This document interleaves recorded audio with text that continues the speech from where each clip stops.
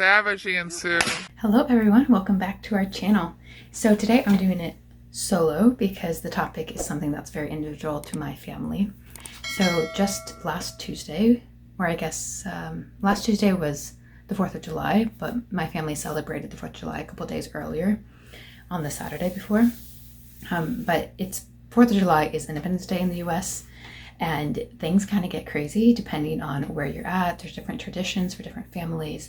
And I'm living in Omaha, and Omaha has a lot of interest in fireworks. So like weeks before even the Independence Day comes up, we have these stands in different parking lots across the city that are selling fireworks. That's all they have. And it's just, you go in there and it's kind of crazy. I didn't go to one this year because I didn't buy any fireworks, but they have little ones like that kids can use. They have really big ones and everything in between.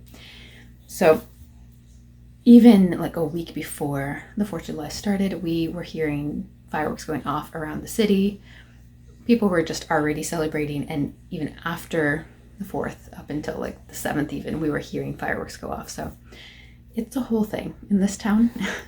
So for my family in particular, it's been quite the tradition. My dad and his brothers and their neighbor friend from, I don't want to say it wrong, but I want to say like the early 80s, have been doing this tradition of what we call the sandbox.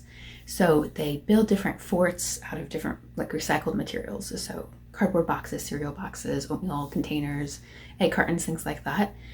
And then they glue army men on them, spray paint it, and then they put it in a sandbox and they blow it up. So that's traditionally how it was done when my grandma lived at her home, because she had this little sandbox in her backyard. So everyone would sit around it and light firecrackers one by one and throw it until basically everything became no more. It became little shrapnel. Over the years, lots of things have changed, like safety. Now, eye protection, wearing hand gloves on your hands, and earplugs, all those things are now standard. But when it first originated, it was pretty unsafe. Things have changed a bit. And now we do it at my uncle's house because my grandma no longer lives at home. So it's no longer in a sandbox, but we still call it the sandbox. So anyway, everyone makes a fort. They put energy and creativity and time into it, knowing that it's just going to be blown up.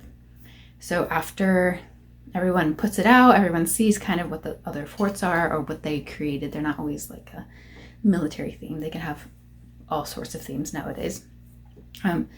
Yeah, people sit around and blow it up. So I'm going to show a video of that so you can see what that's like. It's kind of unique, and I don't know any other family that does that, so it's kind of a fun thing just for my family.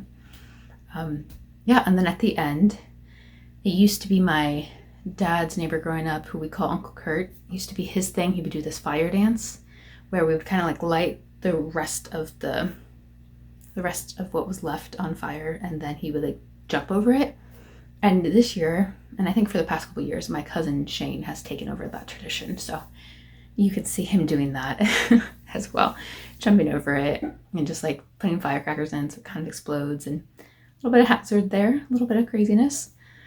And then after we finish the sandbox, we would, like, people get awards for most creative or most blow upable, which is a word my dad came up with, just meaning like it is really easy to blow it up. Like you can land a firecracker and it's just flammable or will go up nicely. And then people get awards, which are just like these little old trophies that we've had around for years, and it just kind of like recycles itself. And then we eat lots of food, lots of yummy food, like grandma's potato salad and watermelon. There must be watermelon on the 4th of July. I don't know, it's just like the thing. And yeah, usually some form of ice cream. And then once the sun goes down, then we'll have nighttime fireworks. And there are some daytime fireworks. We might have like some parachutes that go off that the kids chase and try to get the parachutes. And then we have the nighttime fireworks until it's over. So that's my family's traditions. Also in the US, it's really common to have like a parade on the 4th of July. And so those have been fun. I've gone to those when I was young.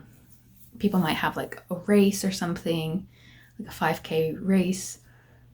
But basically it's just a time for people to like get together and eat yummy food and and blow stuff up. That's how we celebrate the 4th of July. So I know in Kenya, when I was there, like technically there's like two Independence Days for Kenya. I don't completely understand, but from what I could tell, more of the tradition was like there'd be an official ceremony with the president and all the president's people. But it wasn't like there was many traditions outside of that, except just like people got the day off work, which is always nice. So yeah, I just wanted to come on here and share some of my family's traditions, some of the US traditions, and to see what you guys do, particularly on your Independence Days in whichever country you're at. And what do you think of my family's traditions? Would it be fun? Would you be scared? Was it too crazy for you? Let me know in the comments. And any other ideas you have for videos, you can always let us know. Okay, bye. Thank you. Watch the video from the UR code. No. Does the kids have earplugs in? Savage, Ansu. Savage. Just threw her right back in there. I'll put it in the... What is this? Woo! You good?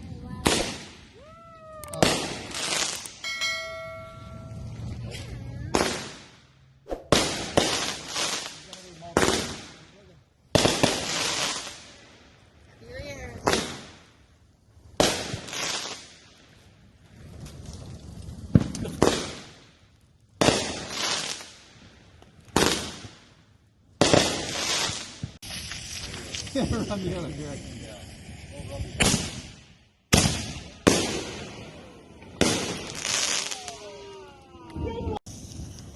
Oh, you came together. No, go, go, go.